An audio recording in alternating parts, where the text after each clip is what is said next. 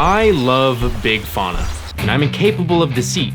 If you grew up like me, obsessed with dinosaurs and monsters, odds are you were equally addicted to giant animal movies. And let's be honest, some of those creature features could get pretty gnarly. I mean, hell, Deep Blue Sea traumatized my brother so badly, he never let me play with my favorite bathtub toy. This one specifically, I don't get it. But for me, it was Lake Placid that gave me nightmares. And I'm talking about the first one, not whatever gold came after it. Now, if you haven't seen it, the movie is about a massive man-eating crocodile that turns a once peaceful lake into a bloodbath. Unlike the genetically engineered, super intelligent sharks in Deep Blue Sea, the croc wasn't mentally enhanced or anything, but it was large.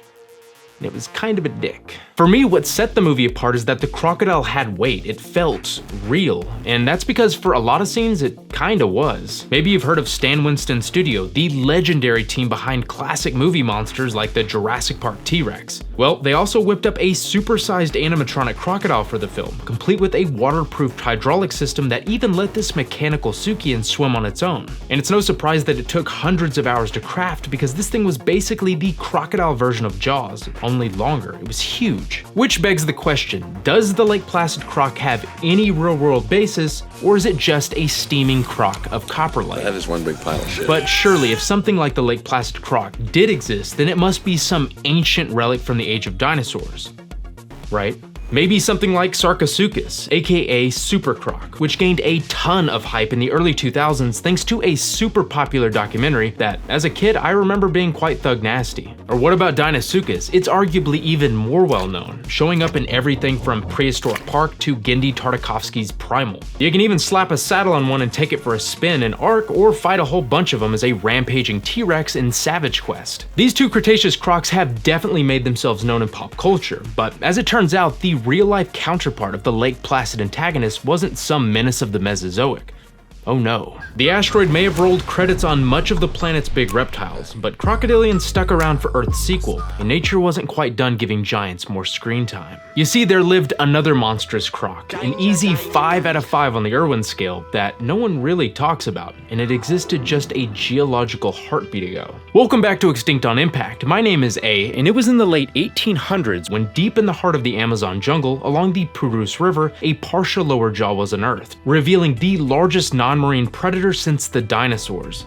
It was named Purussaurus brasiliensis by naturalist Barbosa Rodriguez. What are you doing, bro? And since then, its fossils have been found scattered across the northern half of South America, mostly the Amazon region, but even as far south as northern Argentina. These discoveries eventually added 2 more species to the roster, but even with the Purussaurus expansion pack, there's still a lot we don't know. And unlike its dinosaur hunting brethren, it hasn't had its media moment yet. But really, it's a shame that this colossal crocodilian isn't more well known, because one of the most mind-blowing things about it is just how recently it lived. That's because Purussaurus held dominion for most of the Miocene, from 16 to just 5.33 million years ago. That's really not that far back in the grand scheme of things. I mean, hell, while our ancestors were over in Africa, down by the river, starting to wobble around on 2 legs, this thing was still out here making South America an objectively horrible place to live. And the swampy kingdom it ruled had a fitting name. You're gonna love it. Not Lake Placid, but Lake Pebos. I am not kidding. Lake Pebos was a mega wetland system sprawled across what's now the western Amazon basin. But unlike Lake Placid, it wasn't just one body of water. It was a chaotic labyrinth of flooded lakes, murky swamps, and winding rivers that, at its peak, stretched 1.5 million square kilometers. That's 75 times larger than the Florida Everglades. And weirdly, this place would have felt pretty familiar to today's Amazon. Seriously, if I dropped you into that coffee-colored water 12 million years ago and told you it was just the Amazon's wet season, you probably wouldn't even bat an eye. Not at first, anyway. See, if I tried pulling that same trick with Deinosuchus' habitat, I think you might spot the time change.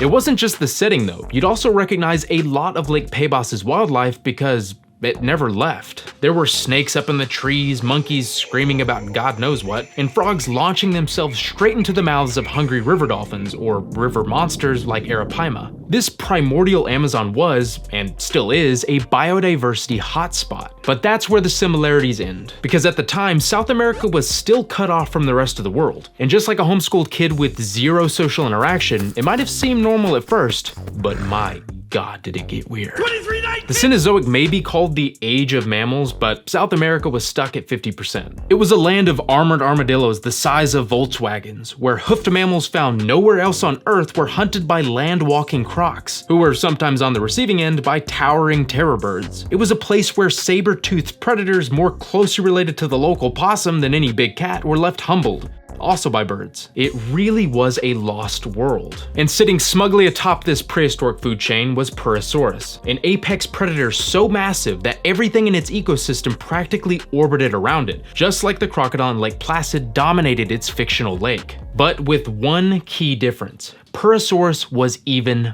bigger. To really drive home just how enormous this thing was, let me give you some context.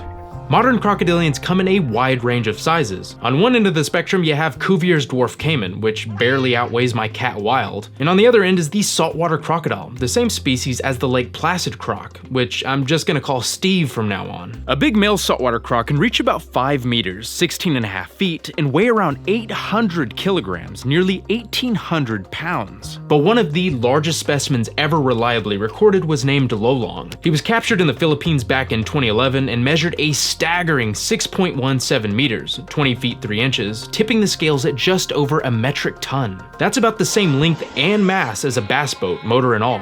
By the way, I discovered there's even a TV drama named after him, which I'm sure he'd be just thrilled about. What are you doing, bro? So given this broad size range, you might think Purussaurus was simply an oversized salty, but you'd be wrong. Purussaurus was a caiman. By the way, if you're enjoying the video and want more highly nutritious paleo slop like this, then don't forget to ambush that subscribe button. Now, estimating the size of this colossal caiman is tricky because we don't have anything close to a complete skeleton. But that's not a deal breaker since crocodilians tend to have pretty consistent body proportions. So scientists can take measurements from these fossils and then use modern species as a sort of anatomical blueprint. Although being jumbo-sized, Purussaurus may have bent the rules a bit. But here's the catch. Depending on the study and scaling method used, these size estimates can vary like crazy.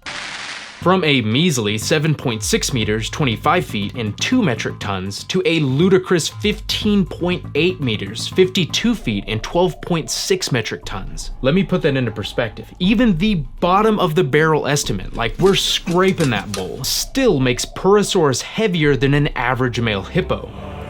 Boy.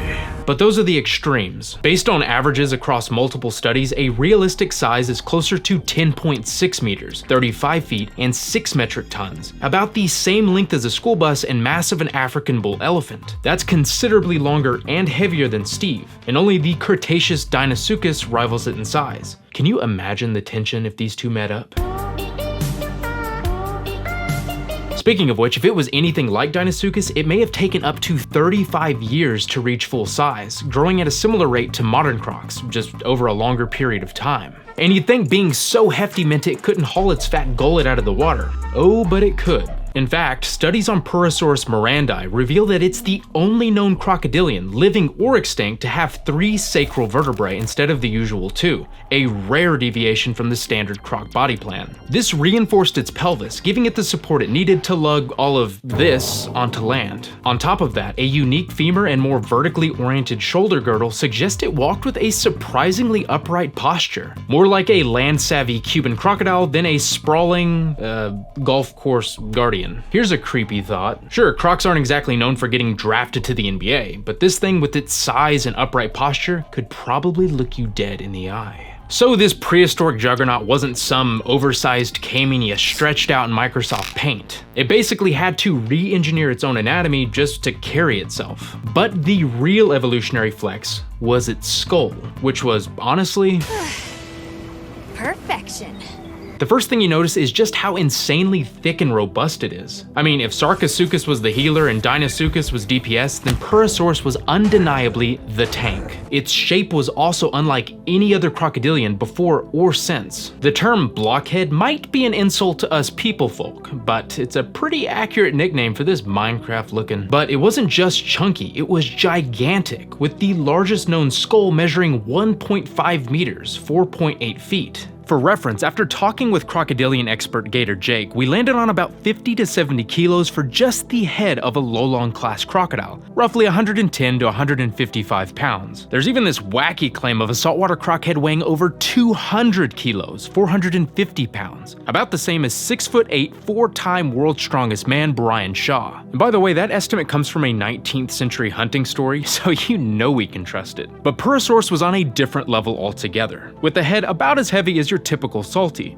Yeah, the whole thing. Just lifting this slab of biological crushing machinery would have required a neck loaded with massive, powerful muscles. Its skull also had features that suggest it could generate and withstand a truly monstrous bite force. First of all, it was broad and relatively short. A wider skull, particularly toward the back, meant more room for enlarged jaw muscles. Plus, having a toilet lid-shaped head gave it a mechanical advantage over more long-snouted crocs, letting it bite harder and distribute force more evenly across the skull. And while Purussaurus didn't have a cavernous, air-headed skull like T-Rex, it did have a spacious nasal opening that worked like a built-in stress disperser, ensuring it could slam its jaws shut without caving in its own face. And speaking of T-Rex, because let's be honest, the thing's basically a unit of measurement at this point, Purussaurus may have had an even stronger bite. Its jaws could generate anywhere from 52 to 69,000 newtons, or roughly 5 to 7 metric tons of force. And if you got that kind of power, you better have the teeth to back it up. And oh lordy Lou, it did. Just like today's crocs, Purussaurus' teeth varied in both size and function. The front ones were tall and fang-like, up to 10 centimeters, 4 inches long, and curved slightly backwards to grip and hold struggling prey. Towards the back, its teeth gradually became better suited for crushing, kind of like our molars, except able to withstand hundreds of times our bite force. They managed this by being shorter, rounder, and more blunted, meaning they could resist bending forces and bite through bone without snapping. But what really set them apart from the purely conical teeth of modern crocs is that Purussaurus had pseudozyphodont dentition, teeth lined with distinctive enamel ridges, more like the serrated blades of an Allosaurus than Steve's pearly yellows. And those cutting edges made slicing through flesh an effortless task.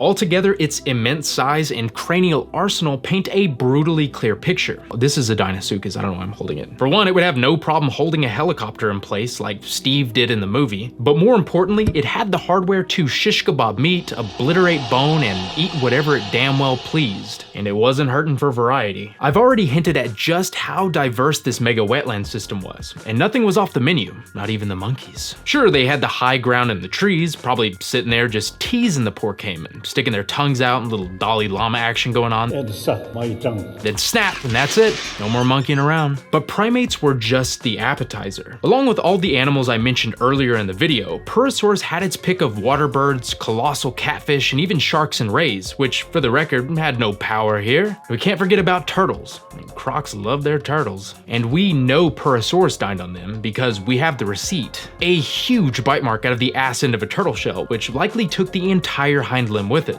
But get this, the shell showed signs of healing, meaning it survived. How? Now, there's one turtle in particular that even the old swamp sausage likely had some trouble with. It's called Stupendimus, and at first glance it might look like your average pond dweller, until you realize, good grief, it's enormous. What in the absolute Miocene? These things were basically real-life war turtles from Age of Mythology. And for those of you who remember that game, how are them knees feeling? They aching? And yes, Purussaurus could even take these trampoline-sized leviathans down. In fact, relentless predation pressure was likely one of the reasons Stupendimus evolved to be so stupendous. But it wasn't just the turtles. Even crocodilians had to watch their backs, and the proto-Amazon was crawling with them. From regular-sized caiman, not unlike the ones we see today, to some truly bizarre oddballs like the pelican-faced Morasuchus, which looked like it could help you find your son, to the long-snouted Griposuchus, nearly the length of Purussaurus itself. So how did these toothy neighbors avoid stepping on each other's toes? Or worse, eating them? The answer is niche partitioning. Each species carved out its own specialized role in the ecosystem. Griposuchus, with its slender snout, targeted fast-moving fish. Morasuchus may have cruised the swamp, mouth open like a basking shark. That is, when it wasn't out on night raids, gooping up the muddy river bottom. And Purussaurus, with its devastating bite and robust build, was equipped for taking down big land animals.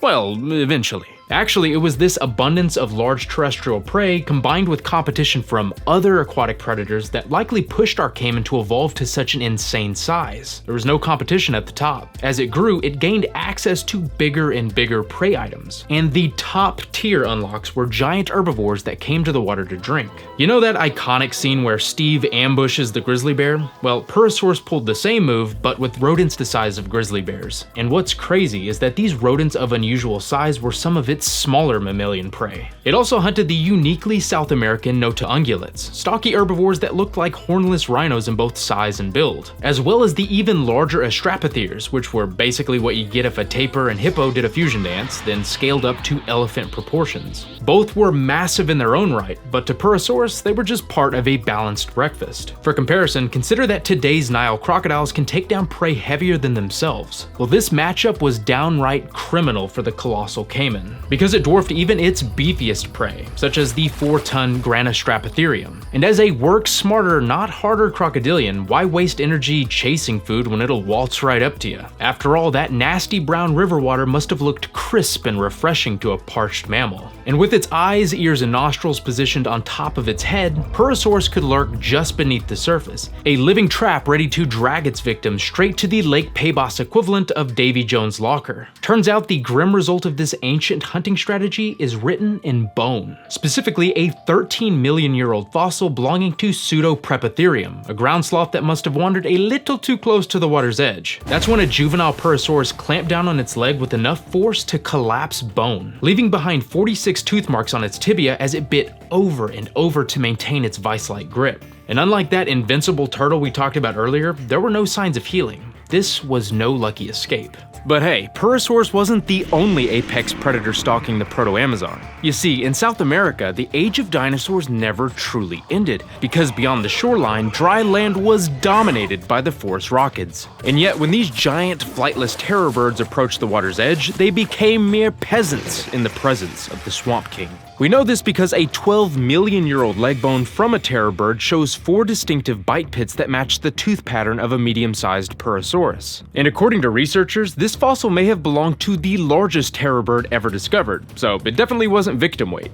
Except it was, because just like that old sloth, the lack of healing around those bite marks means, well, even Big Bird got sent to permanent spectator mode. Now, whether it was ambushed near the shore or already dead and simply scavenged, we can't be sure. But the fact remains. This rare predator-on-predator interaction reveals how complex these ancient food webs truly were, and proves that even a young Purussaurus was nothing to fuck with. But as if wetting your whistle down at the old watering hole wasn't anxiety-inducing enough, a biomechanical study of Purussaurus' skull suggests it was fully capable of ragdolling its prey with the infamous death roll. R.I.P. Hid the Sloth, you went out with a spin. Probably the only creature on the entire planet that Purussaurus couldn't just decide to eat was cruising the oceans just west of the mega wetland system. Megalodon. That's right, these two leviathans lived at the same time and may have even crossed paths on rare occasions. Actually, you might remember seeing a documentary about this at your local Redbox. You know, that time you were shamefully returning Paul Blart Mall Cop 2. But unlike Steve, who must have traversed the world's oceans to wind up in some isolated lake in Maine, Purussaurus was primarily adapted to freshwater. And while it may have occasionally ventured into the ocean from time to time, it was by and large a swamp king. Of course, if a bloated megalodon washed up on shore, you can bet your sweet bippy it'd be waddling over at maximum overdrive to get a slab of that sashimi. But as the narrator of the Jurassic Park ride at Universal Studios reminds us, time is an ever-flowing river. And for Purussaurus, that river was about to change course. Today, the Andes are the tallest mountain range outside of Asia, but during the Miocene, they were still on the rise. And towards the end of the epoch, they hit a major growth spurt, one that literally tilted the Amazon basin, draining the vast mega wetland system eastward into the Atlantic. Drain the swamp, and that's what we're doing. I didn't know the swamp was this dirty and this deep. I didn't know about the swamp creatures being as bad as they are. They're bad. Evolution had crafted the perfect predator for a stable, waterlogged world. But that world was shrinking, and what was once Purussaurus' greatest strength became its fatal weakness. It was simply too big to adapt. Keep in mind, this behemoth needed a staggering amount of food just to survive. We're talking roughly 40 kilograms or 90 pounds per day, about 20 times more than an American alligator. But as the wetlands vanished, so did the megafauna it relied on. And after ruling over ancient Amazonia for over 10 million years, its reign finally came to an end. But Purussaurus did not go gently into that good night. Oh no. As the ecosystem's keystone predator, its extinction triggered a massive ripple effect across the food web, likely contributing to the collapse of other species and reshaping South America's biodiversity as a whole. Ultimately, its demise marked a turning point that helped set the stage for the Amazon rainforest as we know it today. But while this giant came and faded into prehistory, its smaller, more adaptable cousins carried on, including the ancestor of what would one day become the black caiman, the largest predator in the Amazon today. At 5 meters, 16 feet long, it's certainly a beast by modern standards, yet one whose full weight would only match the head of the titan that once was. At the end of Lake Placid, poor Steve is seen being transported away on a flatbed truck, off to await some unknown fate. Maybe the same one as Lolong, who after living for decades in the wild, sadly died after just 2 years in captivity. Go figure. But let's not end the video on a depressing note, because Lolong's world record size is proof that we still share our planet with monsters. And chances are, something far bigger is still out there, off the radar, ruling some remote riverbend or coastal backwater. And the same can be said for Purussaurus. The fossils we've found aren't from the largest individuals to ever live, not even close. Who knows, maybe someday some lucky jungle explorer will stumble across the remains of the Lolong of Lake Pabos. Imagine that. Oh, and before you go, here's a fun fact. There's actually a second croc that shows up later in the film. But yeah, she doesn't get much screen time.